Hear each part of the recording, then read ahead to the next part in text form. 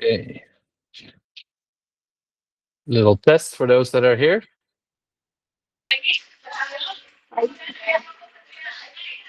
Everybody can hear me. Yep, okay. All right, all good. I will give it a few more minutes for people to come in.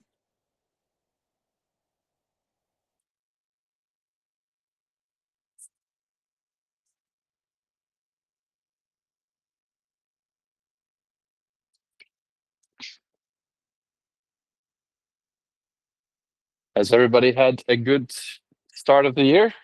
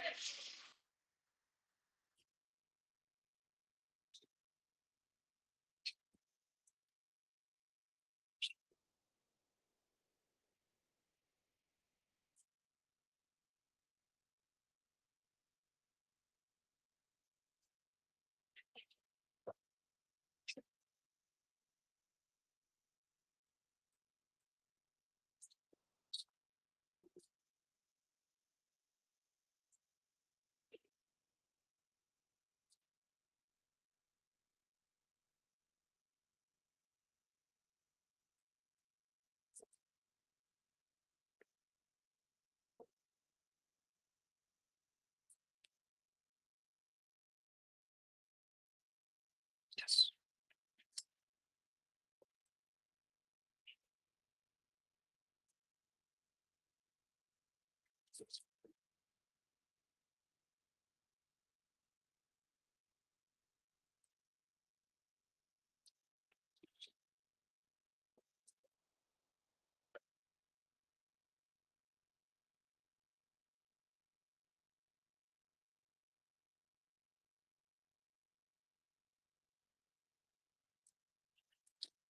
Okay, welcome everybody that is here. It's the first one in the new year, so I'm guessing we'll have a lot more people start joining sometime in the future, getting back into these, which is fine. Like a nice little compact, cozy group of people here for now. Um, all right. For those that are here for the first time, please, if you have any questions, just type them in chat. And I'm going to be going through the questionnaire questions that have been asked. And I've been putting them a little bit together into a particular theme today, because obviously it's the new year.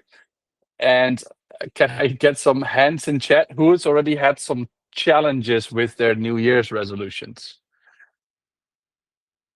Anybody that has been able to completely hold on to them, or have you guys been struggling a little bit with them?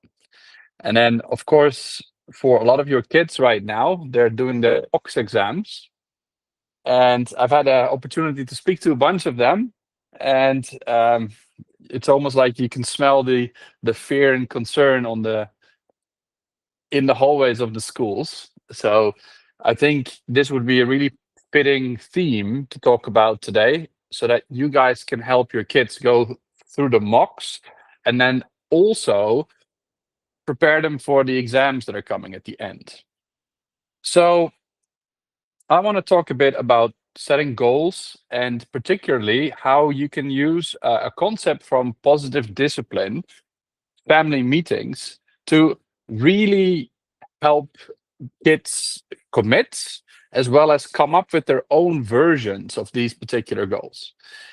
These family meetings, they're not very new. I've heard that some parents do talk about, like, hey, I've been trying to get these off the ground and they seem to be working.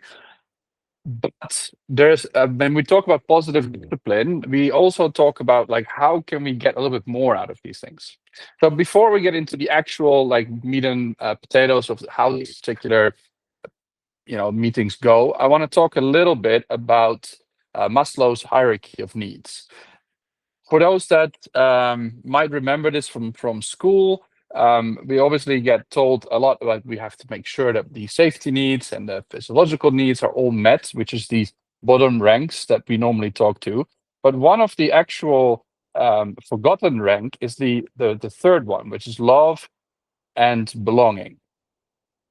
So love and belonging is one of those things where I think, like some of my other lectures, what I was talking about is very key when it comes to happiness, right? So in our mission, which is about being more happy, autonomous, and successful for gifted kids, happiness is actually the first thing that we talk about. And this is really important because the way that our brains function makes it that if this particular happiness need isn't fulfilled, so if we're not in a state of emotional distress, unfortunately, none of the other stuff works. Right, so this is why Maslow's hierarchy is so important. Like, so things like making sure that you have food, that you are safe, all these kind of things need to happen first before you can actually start doing anything else. And one of the things that Maslow's theory doesn't talk that much about, but that we're starting to learn a lot more nowadays, is that actually this has a lot to do with our emotional state. So when we look at the brain regions, so if you have the brain on the side, you have the different parts of the brain, so the prefrontal cortex, which we use a lot for thinking, and obviously it's where a lot of focus is on logical stuff that you want to do, things you want to achieve, and there's a lot of, particularly school is really focused on activating and using this particular part of the brain. And actually, what you tend to see is that very much with self-actualization, for example, and self-esteem parts so that's the next two ranks of Maslow's theory, that in those situations, that part of the brain seems to be extremely active. What is kind of interesting, though, is that when you're talking about the hippocampus and the amygdala and a few other bits of the brain, somewhere around this region here, that sort of manage two specific things: the working memory, as we call it, as well, which is the decision process of whether you want to do things or you don't want to do things, and then the emotional states that you're in. Right, so that all gets done by little smaller parts of the brain, and what we tend to see is that when people want to make decisions, any kind of decisions, these decisions tend to light up in the same region as the emotions. So there's a lot of emotions involved with making decisions and doing stuff. And this is important because obviously when we're talking about commitments to doing things, it's all about motivation. Like, why am I doing this? What am I going to get out of it? What is the long-term benefit? And the the link between long-term gratification, which is a very logical process, but obviously involves a lot of your prefrontal cortex, and the satisfaction you get from completing these particular things, that particular interaction we are normally not really aware of when we are doing stuff ourselves. All these things are automatic. But what you need to realize is that once this particular part of the brain starts to become active, it sort of shuts down any kind of meaningful neuroactivity between the prefrontal cortex and the working memory, in a sense, right? And other parts of the brain as well. So what you end up with is that people can't make a decision. It's very logical. Like, if you as a parent get angry, it's harder to make logical decisions. And that's basically where things go off the rails when it comes to committing to something that is kind of scary. Because this might be an interesting little fact: about 20% of people deal with procrastination. Now, procrastination, of course, is kind of the enemy of a well thought out plan. Like studying is a plan that, of course, like commitment to particular things you want to achieve in this year. Those are also very important. But essentially, when we talk about how we can help these kids, what you have to realize is that when you're seeing them go off their plans, what is happening is that they're in an emotional state of fear. So we need to help them get over that. Now, I've spoken a lot about exposure therapy and all that kind of stuff, but there's another element to overcoming fear, and a lot of that is about setting a good plan to actually deal with the fear that you need. Because when one of the things with exposure therapy is it only works if it's a choice. If it's not a choice, it becomes trauma. And trauma sounds very severe, of course, but in terms of like how kids become almost like reluctant to do homework and stuff. This is real stuff, like that you can see in how they behave, and also that what we can see in like how their brain patterns operate when we do brain scans. So there is definitely a correlation there between building up trauma, like either slowly over time or very severely when there is a big exam coming. And what we want to do is we want to basically give people a bit more of an understanding, like the kids specifically, of like what's coming, how do you deal with it, what can you do? Now, there's lots of different techniques that we use. Like, for example, this morning with some of the kids, we were using these special maps that we draw. Like, this is one of the kids' drawings, where basically they lay out what they want to achieve versus where they are right now today. And then they start looking at like what are the most scary things that will stop you achieving that goal. And then they will be able to sort of put a place to it and talk about it and feel what these feelings could be. What is very interesting is when you start talking about scary things like studying or failing at an exam, just the act of talking about it already triggers some of these fears, right? So like talking and planning and thinking about things that might happen, that worry you, that concern you, actually slowly expose you to that kind of fear. So the act of planning for it is a type of exposure therapy. And that is basically where we, working together with our kids, we want them to deal with things that they find scary. But what, of course, is very difficult is that what you think they find is scary isn't always the same thing. And sometimes they are scared of certain things, but they don't realize it themselves. Or like, so you need more input from your kids. And that is basically the next step. So let's talk a bit about modeling, particularly when it comes to stuff that you want to do at home. One of the suggestions I've been giving to a lot of parents, particularly ones that say, oh, my kids are not reading anymore, how do I help them? Like, what can I do? Sometimes other things that that parents ask, like, oh, can you help my child becoming a little bit more social and so on. And one of the things that you have to ask yourself is like, if that's what needs to happen. So you want the kids to be more social, you want them to read more, all these kind of things. How much of those things are you doing yourself as a parent? And if the answer is, well, actually not that much myself, then basically that is probably the modeling behavior that you need to help your kids with. Now, one very simple example of modeling wanting to read, for example, is to take your kids and say, okay, 1/2 hour before we go to bed, let's read together on the couch. And what you need to do is something that I have been starting to call mise en place with the kids.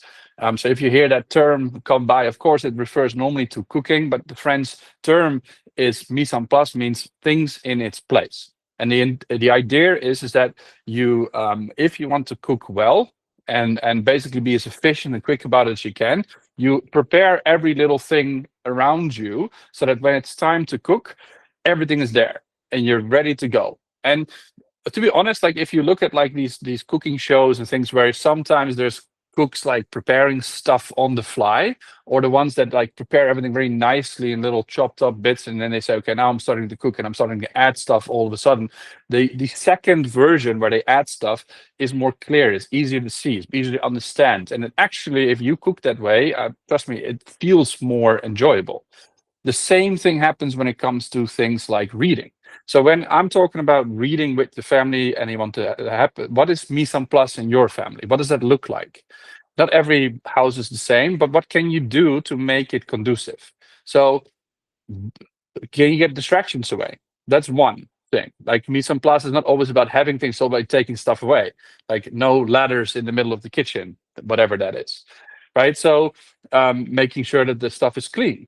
You know, like, so if you have a place that is a little bit like, the point of reading is for you guys to enjoy it. So can you make it a little bit more clean, not so messy, like a little bit of like making sure that wherever you decide you want to read, you're ready to go. Now, mise en place is also having the books ready, making sure that they're there. If you want to put a little bit of music on, for example, put that on as well, like have that ready to go. So that by the time you ask the kids to come in, and say, come, let's go sit and read a little bit, you're good to go, mise en place. Mise en place also needs to happen for family meetings, right? So what does that look like? What do we need? Now, before I go into these points of the meeting, I'll take them one at a time. The last thing I want to say when it comes to the meetings, like, what is the real benefit? What is the real benefit? Because for some people that sounds obvious, but one of the biggest mistakes made in when it comes to like family emergency meetings, and I've heard, and I'll be the first one to say I've made those mistakes in the beginning as well, where when we were suggesting let's do family meetings in our house, my youngest said, family meetings are just about you setting more rules and complaining about things that aren't going well, which is kind of a very truthful, like very gifted child kind of comment. And luckily for me, when I suggested we do this, the whole intent of it was to get more participation from them. Right? So one of the things there is you can't just jump this on them. It's like, okay, like today is Sunday afternoon, we're having a family meeting. They might not be in the mood of it, and so on. So what we did is we actually said, look, you need this upcoming Sunday, we're going to have a family meeting and we're going to do a few things there. This is what you can expect, which is kind of fair. And this is a thing that I have learned a lot from the kids on the spectrum in the group that I work with, because they like that, like, know-how in advance. Like, we're really, okay, what is going to happen? So for a lot of those kids, I tell them a week in advance what we're going to do in the classroom. And then because they really need that stability, we have to mise en place whatever needs to happen for that lesson. Else they're going to be, oh, you said we're going to do this. Right, so it's why I love working with kids on the spectrum, particularly the highly gifted kids on the spectrum, because they remember everything and they're like they'll hold you to account. But a lot of gifted kids have overexcitabilities in terms of like how they want things to happen. And this is where you see a lot of that overlap between kids on the spectrum and giftedness. It's a type of overexcitability. It's about basically too much stimuli to the brain that actually makes it hard for them to cope with the things that you want them to focus on. So having things in place and making it like clear, like, this is what we're going to do, that's important. And actually telling them in advance, okay, this is what we're going to do and this is what you can expect and this is what you're going to be able to do with it, helps a lot. So that all said, let's go through the points of the meeting. Right, so in a meeting, these seven things need to happen to be successful as a positive discipline family meeting. So of course, they have to be frequent, like once a week. But when we go into a meeting, what we do is we go and do all these seven things. And ideally, when we go through all these seven things in this family meeting, you are not the one only chairing it. Like, if you can, you should really let the kids read the points of the meeting so that they feel like we're part of it. So, brief overview. The first thing is an introduction. So this is a little card that you normally have where you sort of say, okay, the meeting is going to be these 7 points, right? So that has to be a little bit of a ritual, almost like the same kind of thing. And every week somebody else reads that until the whole family knows these points by heart. That's kind of the point. So you want to create a consistent type of meeting. And this is actually like when a lot of companies have very specific meetings as well. Like, I mean, obviously a lot of smaller meetings aren't like this, but if you're having like a board meeting, there's a very specific roll call that needs to happen. And that is sort of, and those meetings are important. They have to be on track. A lot of things cannot be missed. And actually this is very similar. So again, positive discipline, making sure that everybody's very clear on this. Introduction. Then, in order to start the actual meeting with a positive note, like, because again, my boy said this is just more rules. You really have to help them understand that this is not the case. So the positive discipline books, instead of they talk about compliments, we use something called work, which is words of random kindness. The idea being that you take a little note and then you write something positive towards somebody else. Now we have like punch boards in our center, and in our classes we do it on occasion as well, where we just ask them to write positive notes to each other. But what we do here is we take one of those words of random kindness and then we read them out loud towards a person. And that could be in general, like how you like somebody's behavior, or it could just be about something nice that happened last week. That's really up to the children and yourself to decide. Um, you'd be surprised like how much easier this is for your younger kids than it is for your older kids.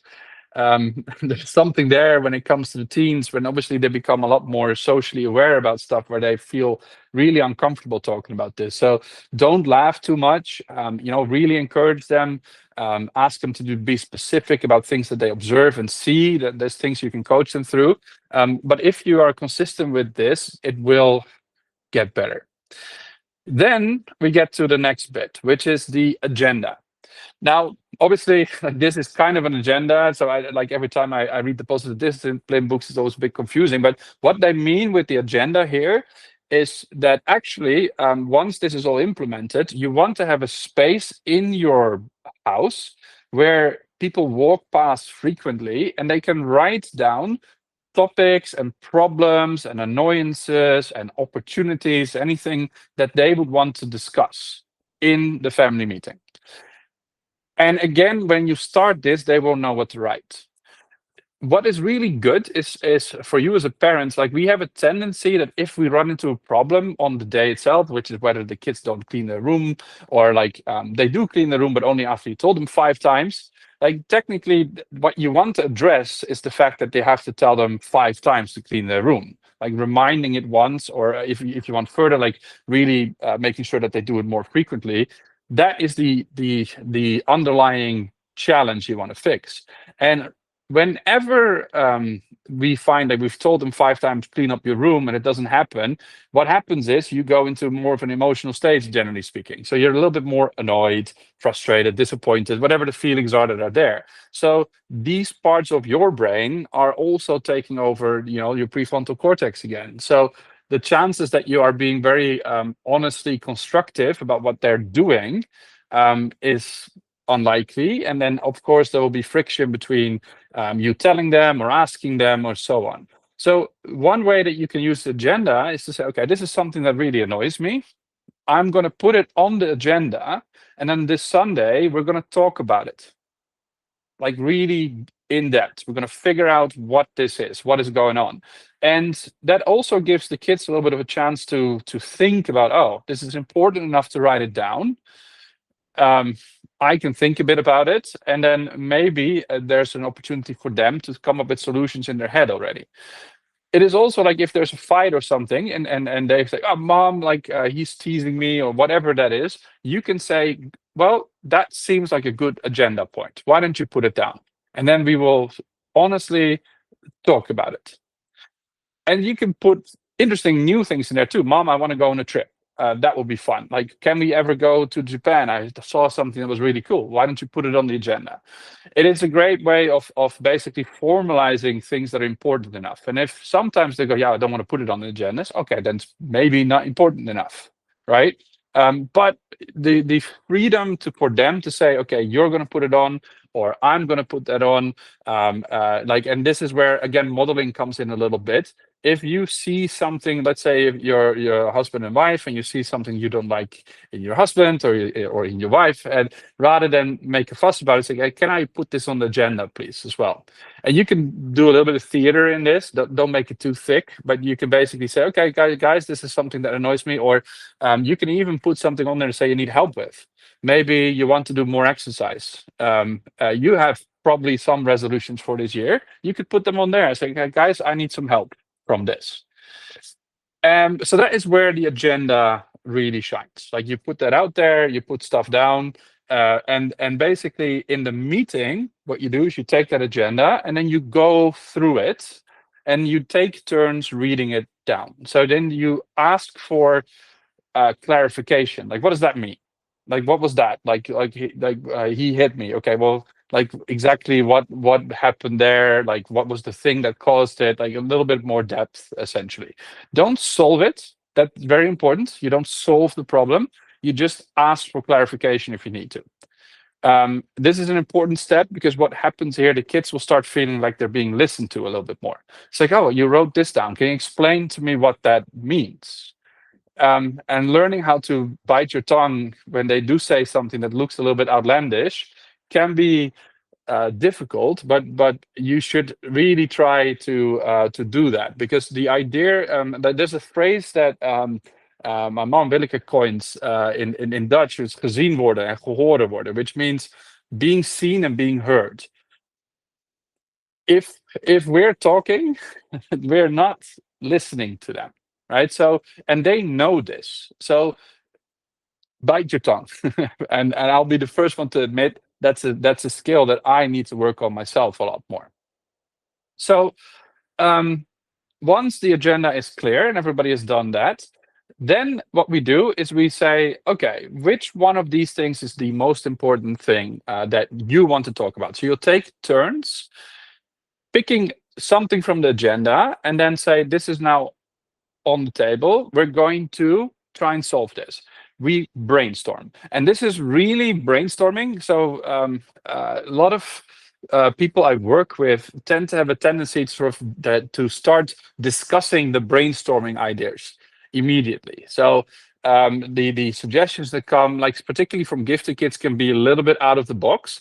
But the thing is, you need to help particularly gifted kids to get these odd ideas, these creative ideas out of their head, so that they can make place for other things that require a little bit more of their logical thought. Similarly, even if they talk about some of these things that are hard or like that they're frustrated about, you are again exposing them a little bit to those emotions, right? So if a fight or things that they fought over are on those agendas, recollecting it actually triggers a little bit of that frustration and fear.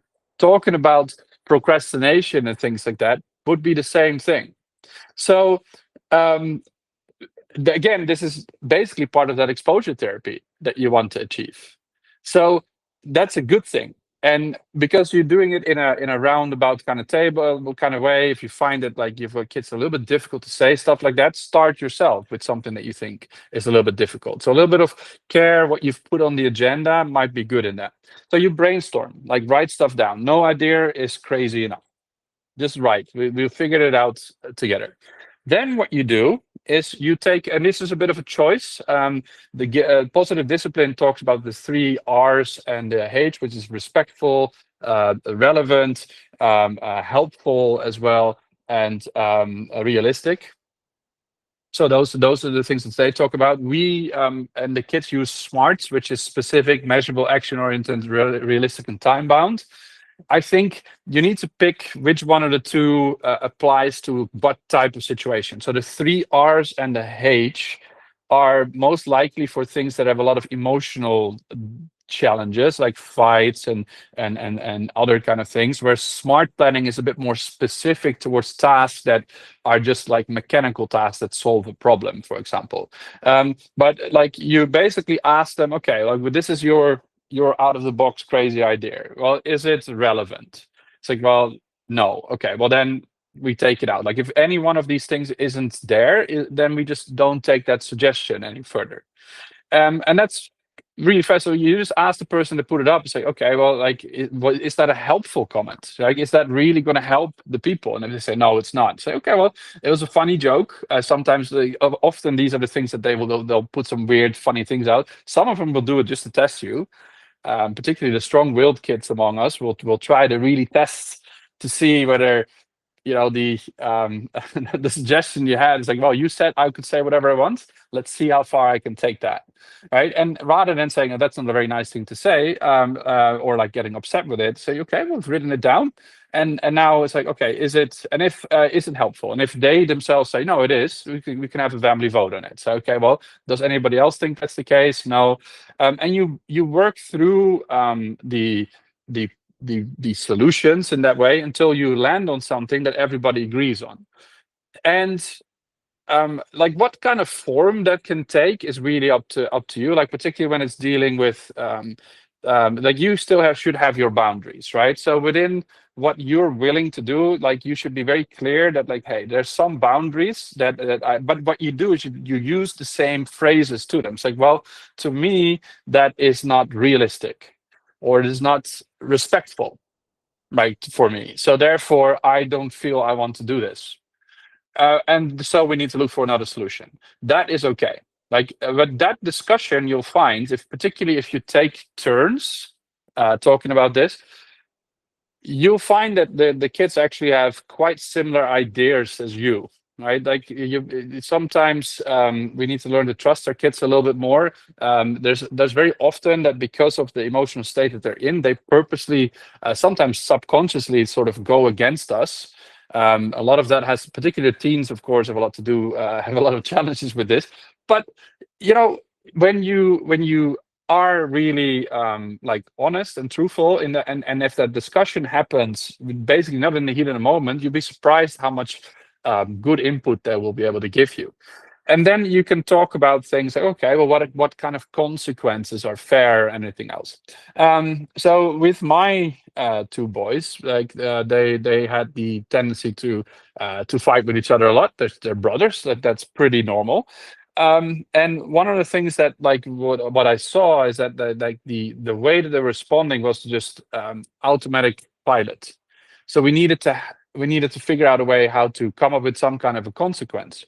Now, I'm not a very big fan of like like corporal punishment or or punishment by taking things away, because those things don't necessarily always relate, right? And they can feel very unfair. It's like, well, we're fighting over something else, and you're taking away our TV time, So you're getting misunderstanding rather than like you going like, okay, that's it. But basically, what I told the boys, like look, I can see when you guys get a little bit overexcited and you haven't had enough movement and stuff, then these things get worse. So normally I ask you guys to go to the playground a bit, and then it seems to be going fine.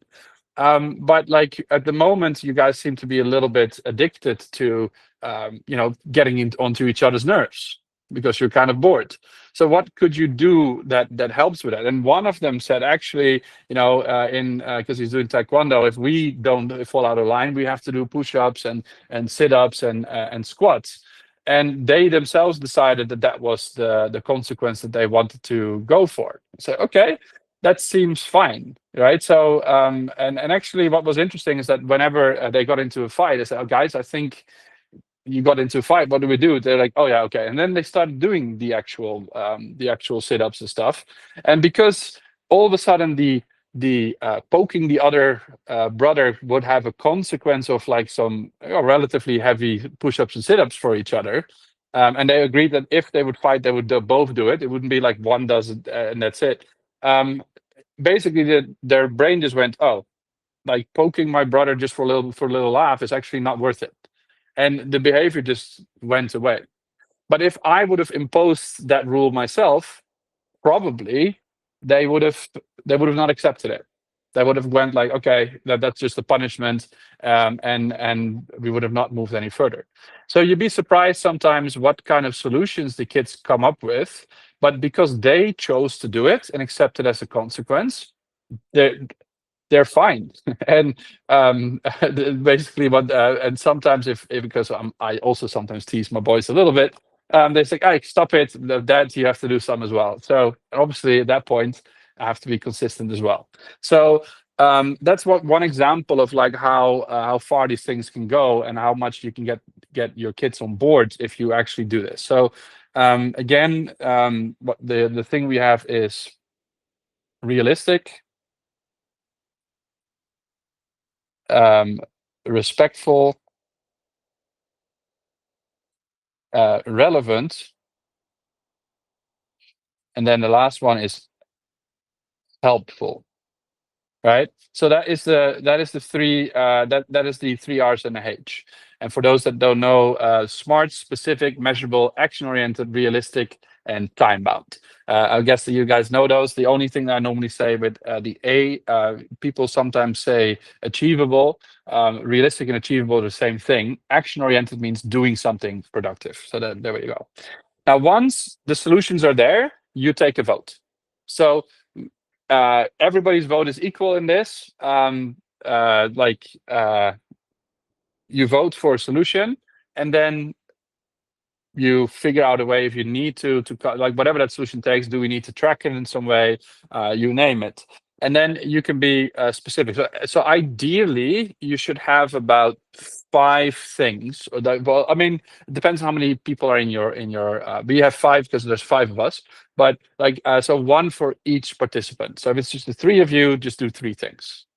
Um, what is important in this is if it's very early on, maybe just do 1 or 2, and then see if you can be consistent about it that particular week, and then put it on the agenda for next week. And like, how well do we do?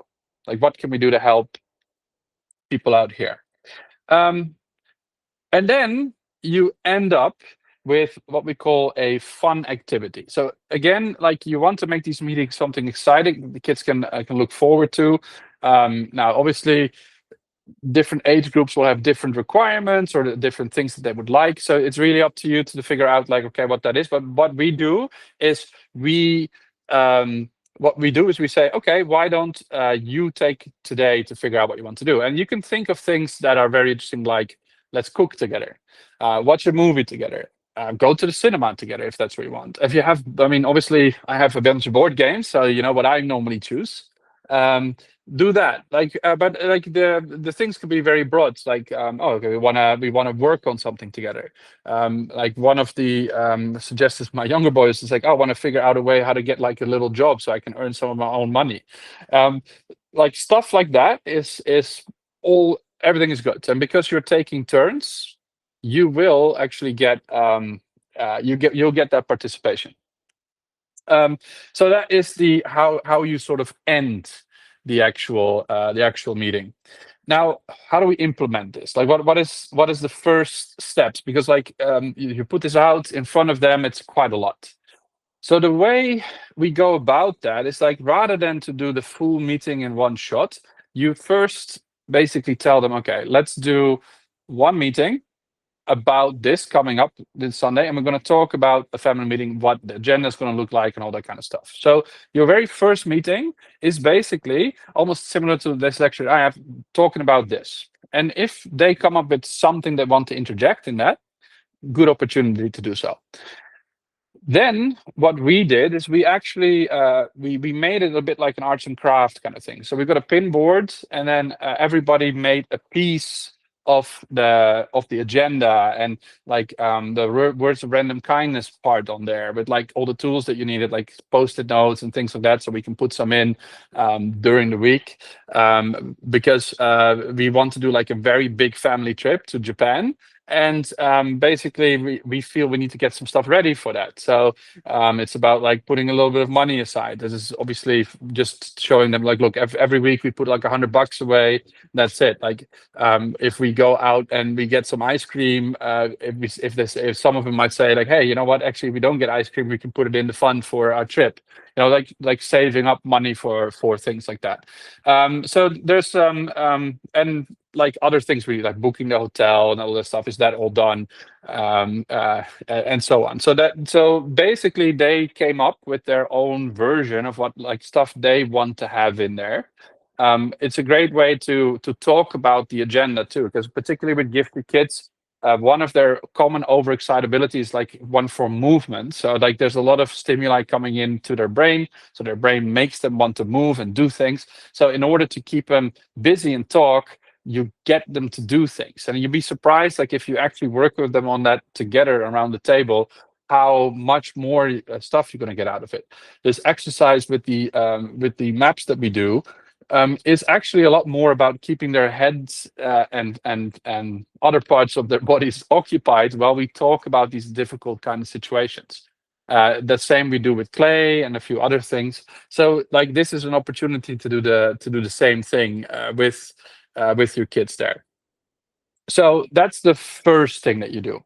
Then what you do is you start rehearsing the script. So you make a little script as well. That's maybe the second week or so. But like in that second week, you practice how how you write stuff on the agenda. So maybe you can give some, if they're really not writing stuff down or anything else, you can have some fictional versions of that. So okay, let's sit down. Like, what kind of stuff would you put on?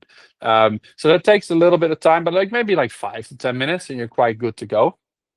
So yeah, and then from there on, like the next thing, for example, I don't know, some parents and children find it difficult to not interrupt each other, to listen to each other. So one thing you can do is you can make a talking stick.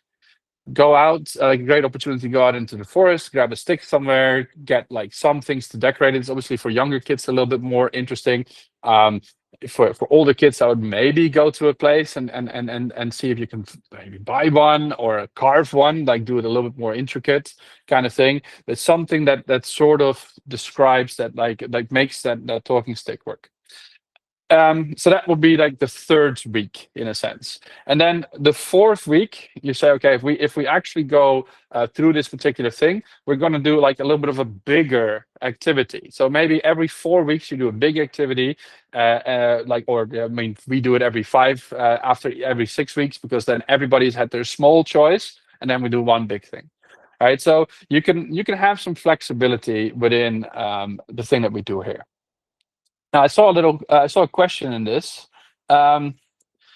Okay, so this is for teens. How would you react as a parent if they put on their AirPods and don't play along? When it comes down to the actual family meeting time, like mise en place is also devices away, right? But technically, I would start with basically making that particular interaction where they say, "Oh, I'm just going to put my AirPods on and that's it," part of that agenda. So they say, but try to phrase it a little bit more positive. Like, okay, what would you need to feel like you can participate? Like, what would you want to get out of this particular situation?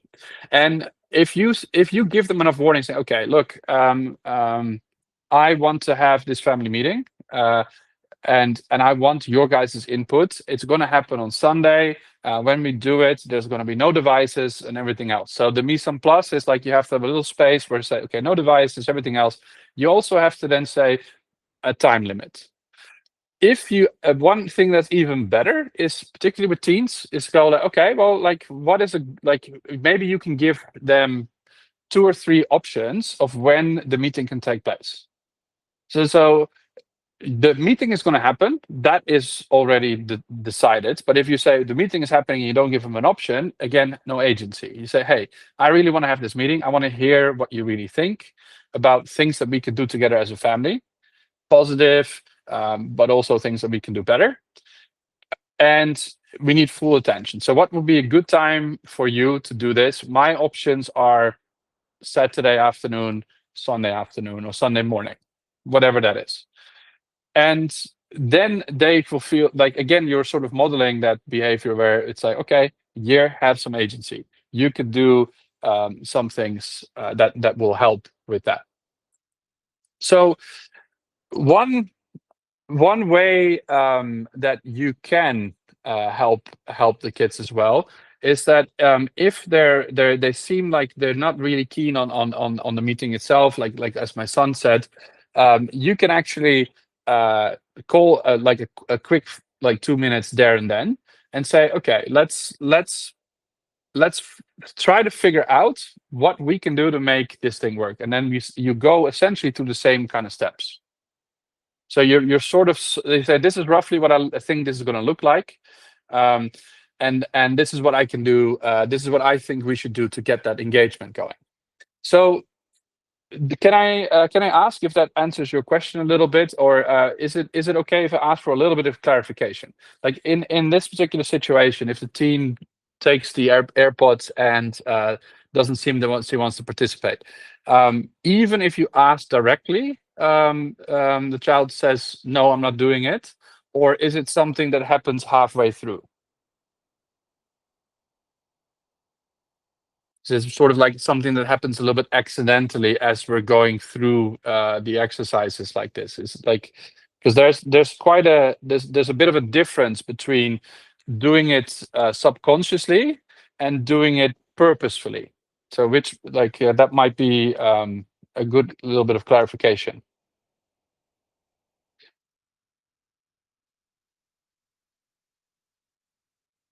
Okay, not purposefully. Okay, so when it's not purposefully, the mise en place basically should work. Say, okay, look, I'm going to put my phone here. Everybody's stuff is over there, and for this next 30 minutes, this is it. That should fix it, right? And again, you can give them an opportunity there. We say, okay, what? Like maybe you can give them some choices. Do we put it completely in a bucket in another room, or is it enough to just put it on the table there? What is interesting as well is there might be some kids that say, I don't want to. I don't want to. No, this is not for me. In those situations, this is easier if you have siblings that are willing to do so. You can say, okay, fine. You don't have to immediately join the meeting. Like sit here. Um, you can sit here and you can observe until you're ready to join. Now, if they are not in a state where even that kind of say, okay, you need to just be around here and that's it, then we have to go even further back. And I think at that point, like I might need, because we're talking about a fictional situation here. The excuses, like it's like, okay, no, I have exams, work to do, and everything else. Is like one of the things with that is to say, this is why it's like, okay, I'm going to give you time ahead. If you jump it on them, they're like, okay, I've got exams to do. It's like, no, actually, one thing we can address in these meetings is how we can give you a little bit more time and space to actually study more effectively. So what would you need from us? And I'll give you a very good example of this. I've had a girl. She's in Park City school. She's doing A levels, and she actually was struggling a lot. So she was her grades were, to me, she's passing. She's doing C's and so on, but she was extremely unhappy with her grades. So she said, like, no, this is not me. Her predicted grades would be somewhere at a B, and she says, no, I think I can do a lot more, but like a lot of people don't know me, and I need to study. She actually really wanted to study, and she really wanted to change behaviors around her.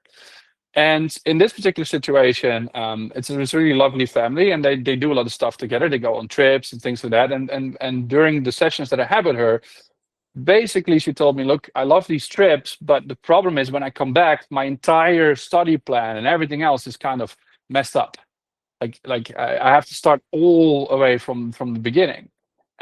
So I told her, actually, what you need to do is you need to have a sit down with your mom and your dad and your siblings and basically talk about like what you currently need to get through your exam period.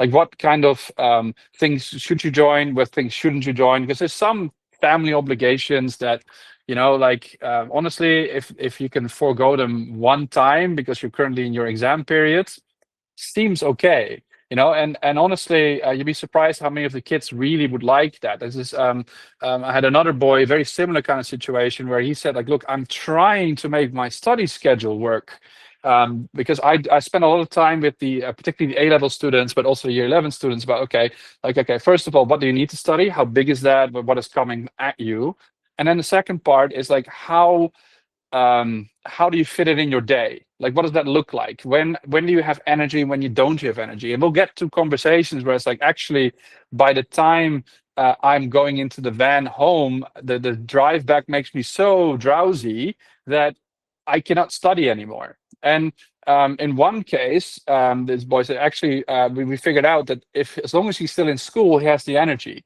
So he suggested to the parents, like, look, I'm going to go and study in the school, and then come back later, so that after I come home, I don't have to study anymore. But obviously, if that wasn't communicated, the parents would say, "Oh, he's not studying." But the difference is he's going in school and do it. Now, there's a little bit of trust there, of course. Like, okay, is he actually studying? In this particular situation, I saw the boy study very specifically because he would say, "Can I come and sit in the differentiated learning office?" And so he did his preparation really well. The other boy that I was talking about, he goes to a school in PJ, also doing A levels. Very similar situation where like he's struggling to get the right kind of schedule working. And what was happening is his parents work very hard, and often come and take them out for food outside. You know, like I understand like food outside in Malaysia is really good, but the timing that it was happening was basically breaking the boys' flow moments, right? And I think when it comes to helping them plan, like I work with the kids and tell them, okay, you need these deep work times, like blocks of time of about like 1.5 to 2 hours where there's no distraction. You can get really stuck into a couple of chapters, work through it, and then they can get 3-4 times as much stuff done than if they were to do like half an hour here, hour here. And sometimes they need to be able to tell the parents, like, look, you know, I love the fact that you're trying to arrange tuition for me, but tuition at 7 leaves me no study block times. Like I can either do it earlier at 5 or I can do it later at 9. But a lot of kids are scared to ask their parents for these kind of help and suggestions. And most of the time when it comes to tuition that they have, like more like you can probably find a way to sort of fit in that schedule. And with the father for the boy that said like we're going out eating all the time, basically the boy suggested, how about you taopao the stuff to me, and I don't have to follow you guys, so I can actually prepare a little bit more. Right, so you can get that kind of information from the kids if you create a situation where they're open and free. And this isn't just the exam kids, to be honest. Like this is very similar with the younger kids. Honestly, the earlier you start this, the more likely it is that they're willing to participate. And there's a different kind of boy or girl that we call them strong-willed children that might go, I don't want to, I'm okay. With those situations, what is happening is you're essentially in kind of a power struggle, right? So they're using their will, their strong will, to say no, this is a boundary, this is mine, and I'm going to see how far I can take that, right? So it's sort of like you give in, they take more, you give in, they take more. So the way to get around that is that you have to sort of pick your battle. So if you say, okay, the family meeting is the important part, one of the things you can do is you can say, okay, you don't have to participate in the meeting, but you have to like stay here. You have to be in a place where you can observe it. And if something happens that isn't related to the meeting, then the meeting is going to take longer, and then you have to be quite firm on that. So you say like you can either like sit here and observe, and when you feel ready, you can join. Now that is kind of like with strong-willed children, you have to pick 1 or 2 things that you really care about, focus on those until you've essentially won that fight, so that the power balance comes back. And winning isn't about getting angry. Actually, the whole thing is about completely being devoid of emotions yourself at that point, where it's like, nope, this is my boundary, keeping to it. That's it. And if there's a tantrum or anything else, like sit it out. So which is one of the important reasons that like when you do these kind of things, you have to do it on neutral ground, and at a time where if you have kids that struggle with this, you can go through that weight. And because like if you don't do that now, you will have to do it somewhere in a shopping mall, where at that point it becomes harder and harder and harder to do.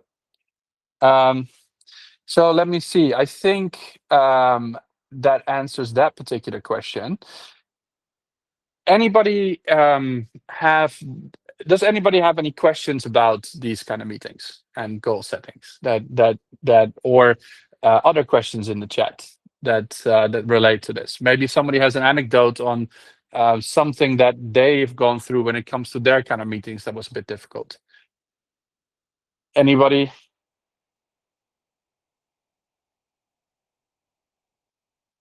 Give a little time for people to answer that.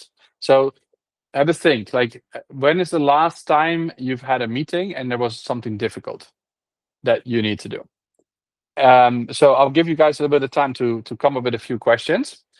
Then in the meantime, what I'm going to do is I'm going to explain to you guys a little bit what we're currently doing with all the kids in the exam periods, as well as with some of the other kids that are currently in the younger groups. Where basically these maps, the ones that I showed you, you should be seeing a lot of your kids coming into your houses with maps drawn like this. Um, this is a Carol Dweck mindset material. The idea is there's a little bit of neurolinguistic programming in this. So what do we do with these particular maps is we first take rice or other kind of loose objects and we drop them on a piece of paper. And then what we do is we trace around the kernels of rice until you get like a rough outline like this. Then, as they are coloring it, because we teach them a bit of a way to color this, like for the little ones, the point being to learn a little bit of motor skills, and for the older ones, just to keep busy a little bit. And when you first say like I color these a little bit, they laugh and say, "Oh, I'm not in kindergarten." So no, you're not, but like like humor me, and I'll show you a way to do this. And then actually, as they're drawing, they all get like very calm and quiet. And I ask them, like, okay, how does it feel? Like all of them are like, yeah, it's actually a lot more relaxing than I thought. So it is a good opportunity for you guys to do something similar. Maybe ask them, say, hey, I heard from TJ. Some of them will get these lessons this week. Some of them will get it next week. But I heard from TJ that you guys are doing these maps. You guys can do those maps together as well. So the idea is like once you have the map done, you take a little point on the map itself that you name after where you are right now. Like either you're stuck or things like I'm Scaredville or like I'm Lazy Town, or like it could just be your name. Doesn't really matter. Like this is your starting point. And then you put like an X, a big X somewhere on the other side of the island, which represents a goal that you want to achieve. Now that goal is where you guys can set them together. So during your family meeting, you could basically say, let's come up with a family goal. Like what would you guys think would be a really nice family goal to achieve? And then you write that down. Then the next step that you do is you give each of you a piece of paper and you ask them, it's okay, let's a year from now, 2026 is finished. You had this goal or we had this goal. What is one way, or at least one way, maybe multiple ways that we can mess up? What is the best way? How are we sure that this is not going to happen? When you ask kids like how can you achieve a goal like this, actually when you ask most people, they will say they'll struggle. A lot of them will go, I don't know. When you ask people, say what would be the biggest problems or things that will stop you doing this, they will very quickly start writing stuff down. Generally speaking, though, like funny enough, the little ones are better at this than the older ones. The young kids will normally be quite specific about things like that they get into trouble with, whereas the older ones will start using concept words like procrastination.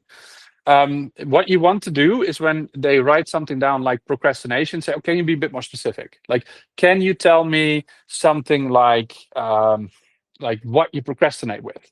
Like, so listening to music or watching your phone, like whatever that is. Like, be more specific, and it's okay to write like multiple things down. Like so go into detail. And you'll get like a list of a few things. Now, if you do this collectively with each other in the family, what is very interesting is that if you are quite truthful about stuff yourself on there, you'll find that some of the things actually overlap with the others. So you take a little time to discuss, like, okay, what do we have here? These are the problems, and then you group them together a little bit. Okay, so like, oh, you said being lazy, like putting things off till tomorrow, like getting distracted by my phone. There's similar kind of things there.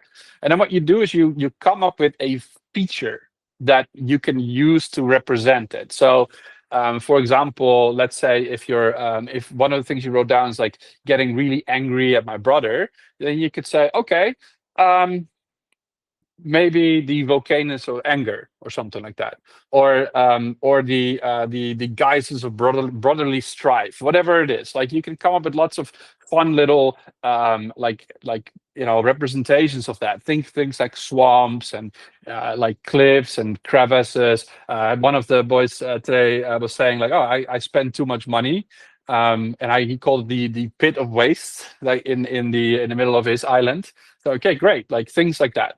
And it's important that they come up with these ideas and talking about that, like what are the analogies or what are the symbols that you could use to represent these things, because that discussion allows them to come up with like a bit of a better picture about what is happening, right? So it becomes from just a verbal thing to like an actual living thing. And then you draw that on the map. So in this one here, we have the jungle gym of distraction. We have the howling winds of noise, talking about like somebody getting too overexcited about sounds around them. The lazy manana beach, the comfort zone bay, things like that, right? So you come up with little, and how many of those things you want to put on your island, this doesn't really matter. That's okay. Um, so that is step one. Like these are the island of all your challenges. And what they can do then is you can then say, okay, well, I've got all these challenges, things that will stop me getting to my goal.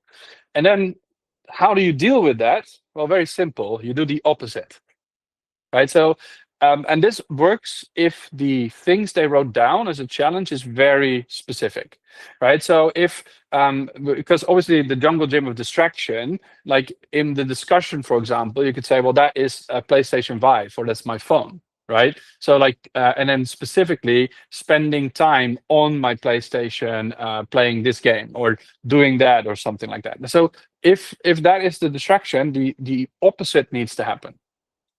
Now, why is that important? Because they say, yeah, but okay, that seems logical. Like normally, they will have like a list of 5 to 6 things that will say, oh, these are things that I actually want to do.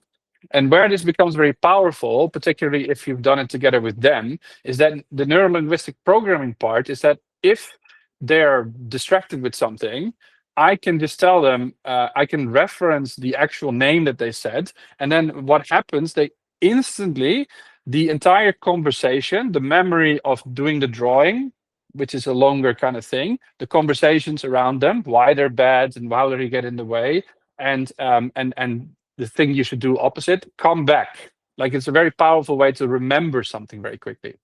So you can use this if the kids are a little bit hesitant to come up with like goals in the family meeting. You can use this particular thing. Like as I said, try it out. The kids will have gone through this, so they should. So if you start doing this from next week onwards, they should know roughly how this works, and then you can basically do that exercise with them, and then you can hang these kind of challenges on your agenda, saying like, oh, you know what? Did anybody get stuck in his jungle gym this week? And like just that makes it, instead of like, oh, I saw you on your phone and like all that stuff, it just becomes, oh, hey, anybody overcame their jungle gym? Yeah, I did. Okay, what did you do? Much more positive kind of conversation, and much more constructive. I think with that we've gone through the questions pointed out towards like the family meeting. I really hope you guys will give this a shot. If you have more questions about it, please let us know in the Q&As. And then I would like to thank you for joining us this evening. Looking forward to doing these again on a weekly basis from here on. And seeing you guys in the PTMs, in the schools that I have them next week and in real life. So thank you very much. Hope you have a good evening, and I'll see you guys very soon. Thank you, Joe. Thank you. All right.